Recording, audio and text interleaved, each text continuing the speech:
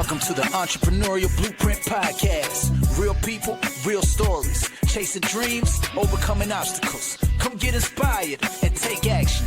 I know you ready. Let's go. All right. Welcome back to the Entrepreneurial Blueprint. Episode 39, possibly, maybe 40. We're getting up there now. But definitely excited to have Mike Nicolais as our guest from Loyalty Brokers. How are you, Mike? Doing great, Lester. Doing great. Thank you. Thank you for having me. Yeah, absolutely. Absolutely. And Loyalty Business Brokers, can you just give us a little bit of a 60-second snapshot on who that is and what you do, what services you provide? Yeah, absolutely.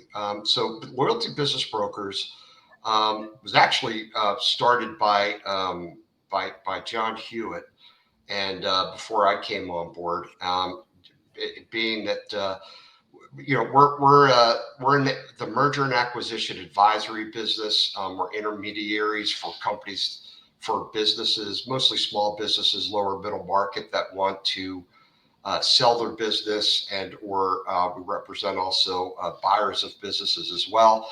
And it was started as a kind of a vertical integration with all the other brands and companies that started, and so that's the quick version of how we started. And we do business with not only our franchise sister franchise companies, but mostly we do outside third-party independent companies as well.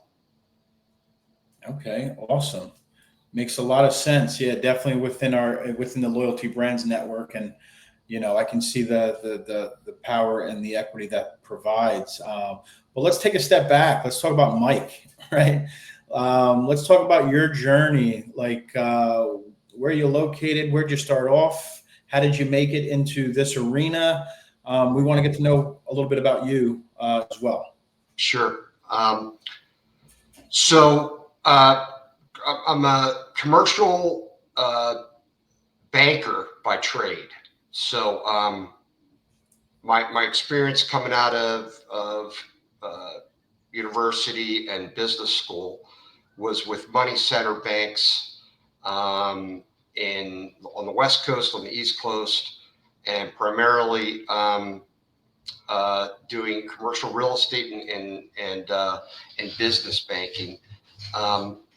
Then after being a corporate guy in 2004, I had started a independent boutique lending company, private lending company. So kind of parlayed my corporate banking experience and had the entrepreneurial bug when I was in my whatever. I don't want to say how old I was, but so started the business, saw that there was an opportunity to be in banking and parlay my experience, like I said, working for a bank and doing it entrepreneurially. So actually started the business up with my own bank account and grew it to a nice two-office building, two-office locations, one here in southern New Jersey, which is the Philadelphia area, as well as in Orlando, Florida. Then the capital markets crashed in 2009, and we had to kind of pivot a little bit, as entrepreneurs need to do. And we had to add another product line on it. So what we did was, because of the fact that we had the businesses are very similar in lending as well as M&A, in that we learn about a company, analyze their financial statements, and perform transactions. We segued into the M&A business and representing business owners and buyers. So we kind of had two product lines, and did that independently until I met John Hewitt, and John had Loyalty Business Brokers, and we decided to put something together. Awesome. Yeah, no, love that. And I can definitely see how all that translates and puts you in the right position at the right time to utilize your skills and your experience. And, teaming up with someone like John's a dream, right? That's another visionary entrepreneur. I mean, the guy sold $2 billion businesses. So why not, team up with something like that? Because in my eyes, iron sharpens iron and we can get there quicker together, right? So, Absolutely. I love it. I love it. I'm actually in New Jersey myself. I don't know if you know that. I'm not too far from you. Oh, Uh, no, I didn't know that. yeah, I'm in Hillsborough, so I'm right in the Princeton area. So Oh, um, we'll have yeah. to get together pretty soon. But yeah, no, another fun fact, I was part of a CRM startup software company in 2017. We made it to a private equity acquisition in March of 2022. So I've been through that process myself. And then it's put me in a great place for CR3 American Exteriors and our roofing exterior franchise. Obviously, the foundation is the software that it's built off of, but let's talk about this. Let's talk about, what I'm looking to start up my own company, and I want to make sure, maybe I want to sell that one day, right? How should I start to formulate in the very beginning of starting that company and positioning myself well for growth and scalability, and maybe potential selling my business, and what all goes into that in your opinion? Sure. Yeah. So, startups are, from the onset, if you're starting up a company, then that you're ahead of the game, because of the fact that the key to selling a business and getting the highest multiple for it is obviously profitability, growth, scalability, etc. So if you're doing it from a startup perspective, and you're designing the business with that in mind, that's key. Um, you know, Practically, it's a great question, because not only for startups, but we mostly work with companies that have it in business, right? And they can, they can we handle all kinds. We handle non-profitable businesses that don't think they have any value when they still do. You'd be amazed about how many owners I talk to, and they're like, "Well, my business isn't worth anything." And when we value it and we understand it, it is actually worth something in the marketplace. And that's one point. The other huge point is that also, for an existing business, there's a lot of small businesses. They they don't necessarily they think about it in the future sometime, but they're so busy running their business, because, as we both know, it's not easy, right? They're doing everything, and to sit back and strategically think about, well, how am I going to sell this one day? That's the best time to look up to determine or think about selling your businesses before you want to sell it, right? Mhm. Because there's a lot of strategic things that you can do. And we work with a lot of companies that we value them as they currently stand today. And then what we look at metrics to say, hey, look, if you do X, Y, and Z, change your margin up a little bit, change your client mix up a little bit, um, uh, you know, increase your receivables, extend out your payables, what have you. They they can grow or create tremendous value in a fairly short time period. That obviously is the optimal time to sell. I kind of look at it like, look at a home, right? Yeah, fixing and flipping is huge today, right? And so if you go in and run the numbers and make some improvements, how much is that exponentially going to sell to the house? It's actually very similar in a small little business. A little bit more complicated, but not a whole heck of a lot more. Especially with the tools that we use with our clients. We really give them kind of Wall Street tools with the advent of, big data.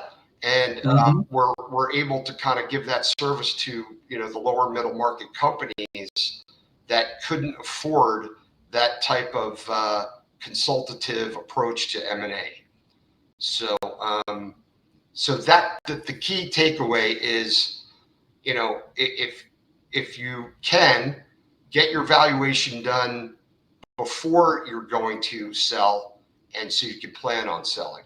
Now, if you don't have that luxury to do that, then what we tell a lot of our clients, and because a lot of them, when they decide to sell, they have their mind focused on selling, and if they handle it themselves, they're going to get distracted from their ongoing operations, and they're going to start losing sales, losing margin, and it makes our job and their job, they're devaluing their company.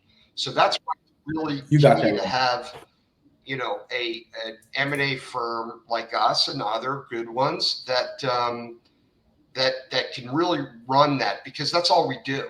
And we can add a lot of value to a business owner that may not think of all of the items that go into actually selling a business. Sure. And I mean, again, it's a very rigorous process, right? And if you haven't been through it or don't understand it, talk a little bit about, the organization of your data and your numbers, and knowing your numbers to be prepared for those conversations that are new to you, essentially, right? Yeah, absolutely. I mean, great question, Lester, and I'm sure you know this.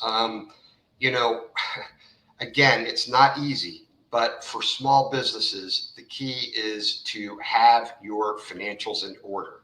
Spend the money to, go to a Ledger's or another CPA firm that can clean up your books, make sure they're timely done, and have that discipline to do it. Even if you have to spend a little money. None of us, we're all consumers. None of us like to spend money. But it is, I can't express enough the value that you will have in not only selling your business, but in many areas of managing your business as well. So from an owner's perspective, that's key. From our perspective, interesting that you came from a CRM company, because we part of our franchise is that we have everything centered around our CRM system that was built specifically for business brokerage and M&A advisory. And without getting into all the details, believe me, I love talking about it. But if you could see the power of our CRM to contact multiple buyers and getting it out into the marketplace with a couple clicks of a button, it's not the old-fashioned way of doing M&A advisory or business brokerage. So it's a real value for our franchise in particular. And quite frankly, there are other firms that are doing it as well.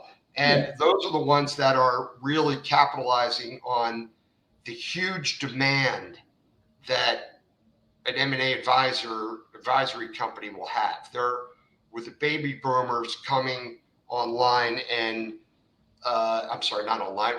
With baby boomers aging, they're getting to the point where there's many businesses that are going to be for sale, right? And so it's just a huge growth opportunity for an M&A advisor, as well as those companies that are looking are on the accretive side or the acquisition side. So there's a lot of what I'll just put it simply, a lot of quote fix and flippers that are getting into the market and using Wall Street and private equity strategies for Main Street. So they're buying their one platform in a particular industry, and it doesn't matter if it's a sexy tech company or a pizza place. It doesn't matter, because if you take that, or a roofing company, for example, if you take that platform and then have bolt-on acquisitions, you're exponentially building value and controlling your costs with some professional management, there are a lot of buyers in the marketplace right now, which is a huge news for sellers, because it's a little bit of difference between a buyer who's buying basically a job, Yep. or a buyer who is strategically acquiring that business to ultimately build value, hold it, and or sell it. Love it. No, it's happening, especially in our space too. I mean, I don't know if you know this, but private equity, the number one sought out industry right now is roofing specific. So it's a great time to be alive in the space that we're in and the position that we're in. Just understanding where the future is headed and what they're looking to accomplish. I think that's always going to keep us one step ahead. But talk about, a franchise versus an independent business, right? What is the right model for a prospect? Why should I look at an independent business? Should I look at a franchise? Which one's better for me and why, in your opinion? Right. So as you know, Lester, with a franchise, you're paying for training, branding, supply chains, marketing, etc. Right. So it's, I call it, creativity versus consistency. Right. So, being, again, my experience, I came from the corporate world, and when you start your entrepreneurial journey, it's not easy, right? But you get very excited about it because you could lose a lot of your own creativity. Sure. But there's a reason why 98% of all new businesses fail, right? Because of the fact that it is difficult. And so, if you have the capital resources to do it, and the time to, eat and support your family while you're growing your business by yourself or independently, obviously you can do it that way. With a franchise, you're going to be able to get the consistency of a proven model. And you're still able to use, if you follow the system, you can still use a little bit of your own creativity. But for the most part, if you stick to the system, you'll still have the independence and the freedom of being in your own business. But, I kind of call it you have the best of both worlds. You have the kind of larger organization support, but at the end of the day, you make your own decisions. So the ones that follow the system are the successful ones. And the ones that are a little bit more creative, you can still be successful and probably do as well as you did at your corporate position. Also, another big thing is resale considerations. Typically, if you build a nice little business within a franchise model, oftentimes, another successful franchisee in your system will know your business, and will buy it oftentimes. So Sure. So the exit strategy for a company like, or I should say a business like ours, where it's really a practice, we're like a law firm or a CPA firm, we're an advisory firm. It really helps from a resale consideration.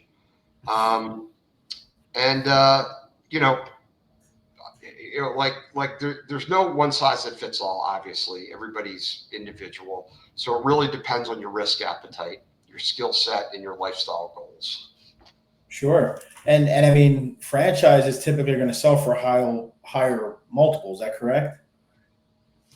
Well, I mean, yes. I mean, I would say so. But also, really it depends on the individual cash flows of that business and how they're running it. I do agree with you that, if a franchise or, what's the word I'm looking for, that power of awareness obviously is going to help that as well. So yeah, that's definitely going to add some value from a multiple perspective as well. Yeah. I love it. I mean, it's a great day for us to be having you on this podcast. There was a big disruption in the roofing and exterior space today. Are you familiar with Verisk by any chance? I am not, actually. Okay, no problem. Veris just purchased Acculinks, which is a CRM, which was a competitor of the product that I built with my team. They sold for 2.4 billion today. Oh my goodness gracious! Yeah, Yeah, we're in the lower middle market, so we're working at 10 million transactions and below. So, sure, but sure. no, that's awesome. Yep. Yeah, I mean, and there's a consolidation that's happening right now, right? All this private equity is coming in, people are getting bought up.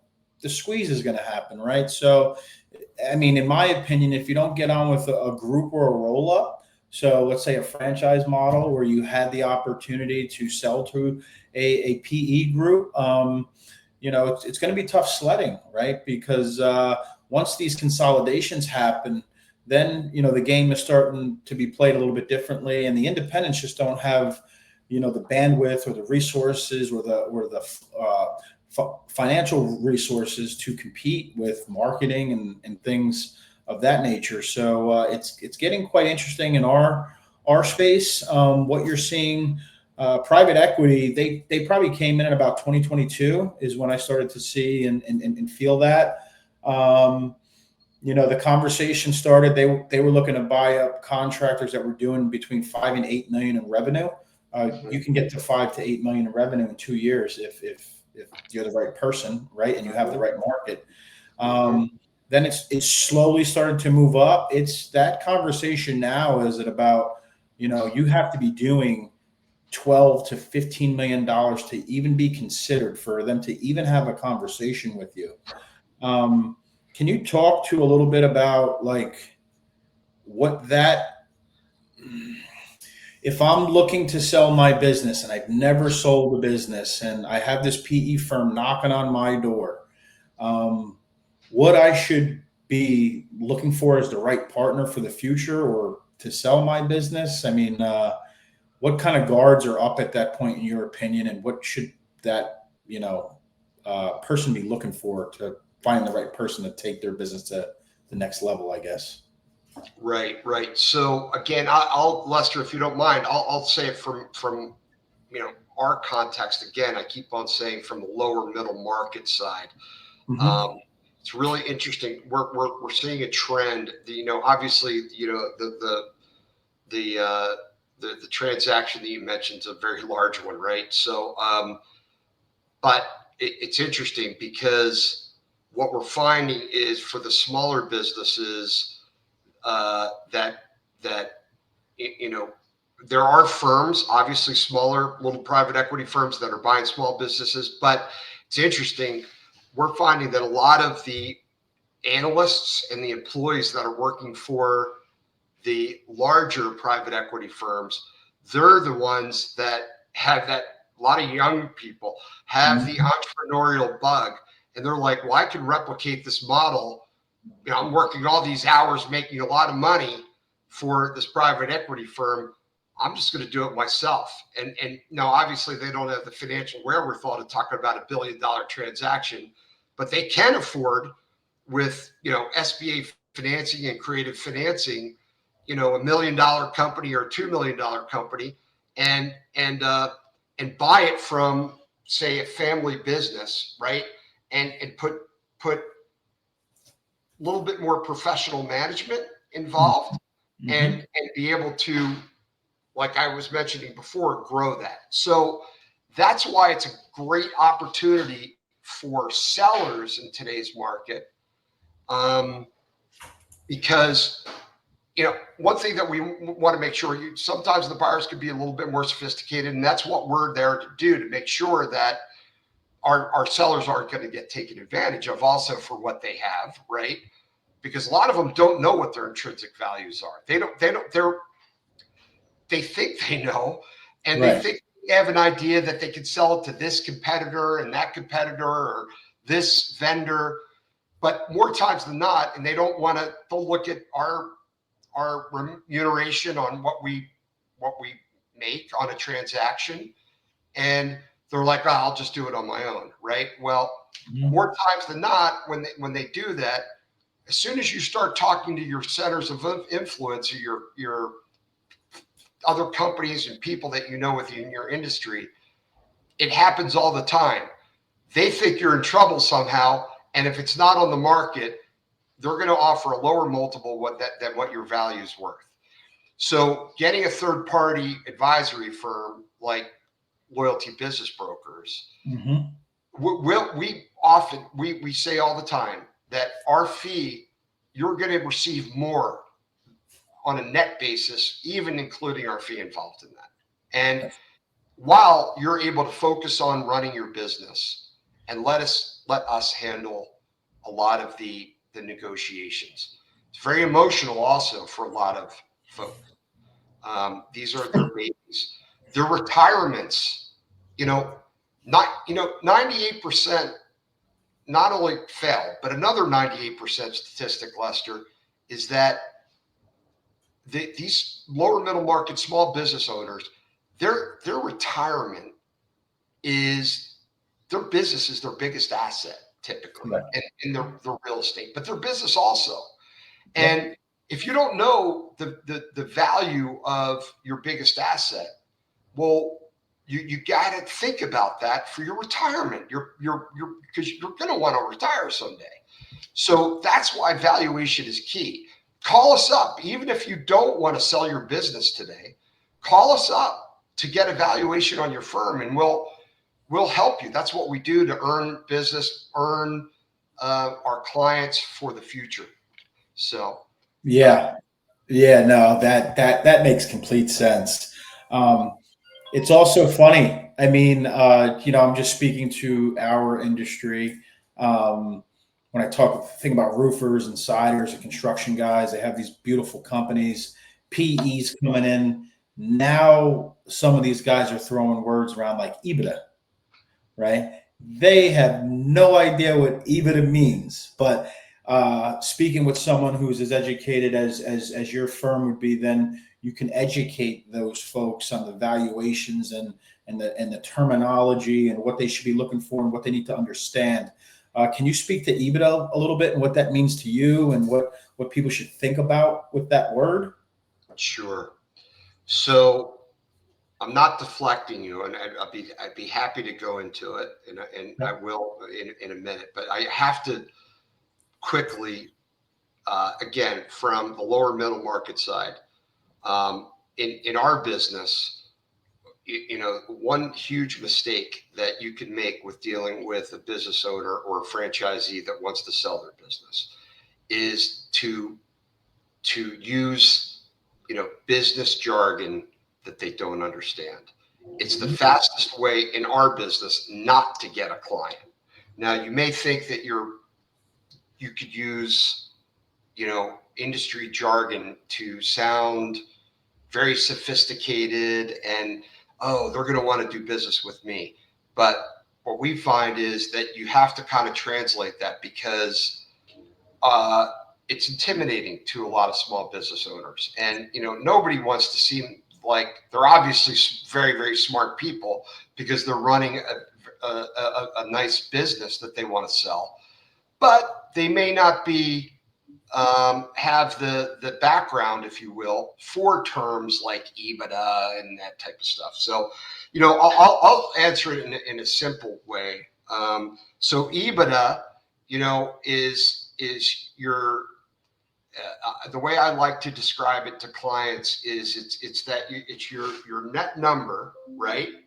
That your net profit number, and it's taking out taxes and insurance and amortization and all of the costs, if you will, on your financials that they can be changed based on who the owner is of the company, right? So when we look at in M&A, when we look at EBITDA, right, all we're doing is we're comparing apples to apples because financing, for example, you're going to have folks that don't have financing costs because they don't have to, right? So another huge example, tax strategies, right? So one owner's tax strategy is going to be completely different than the other tax strategy, right?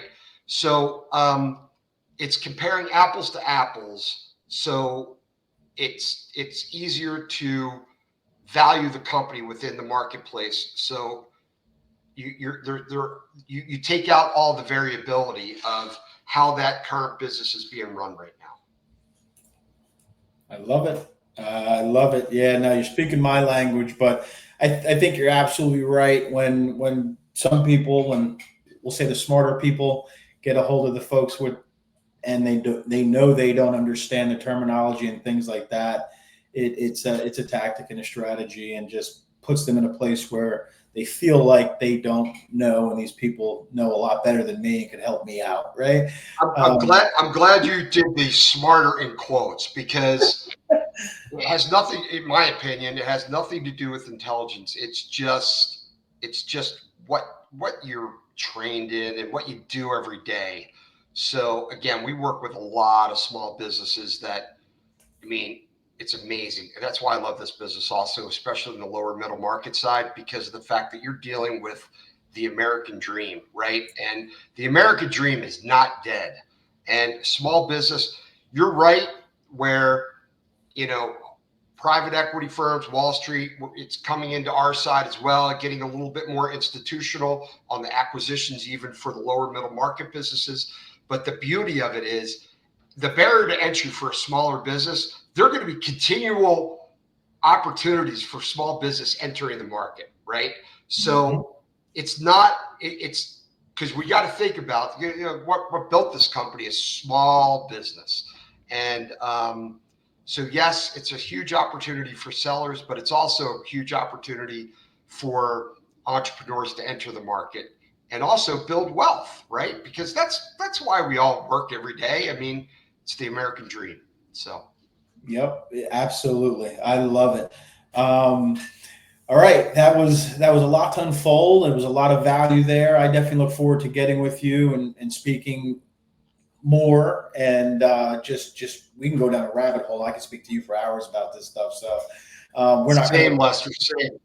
Yeah. So I definitely look forward to getting together. But before we do let you go, we do ask of all of our guests if you can leave one piece of advice for our listeners that are thinking about buying or selling a business.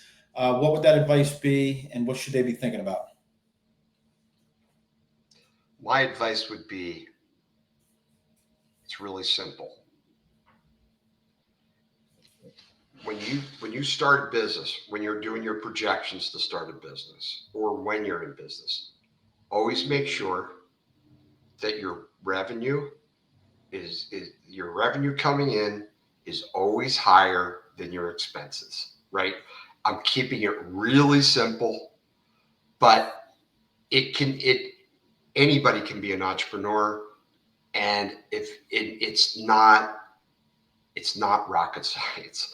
You just, especially in the startup mode, watch your expenses, because when you start getting some success, you spend money, like you'll always have continual success, right?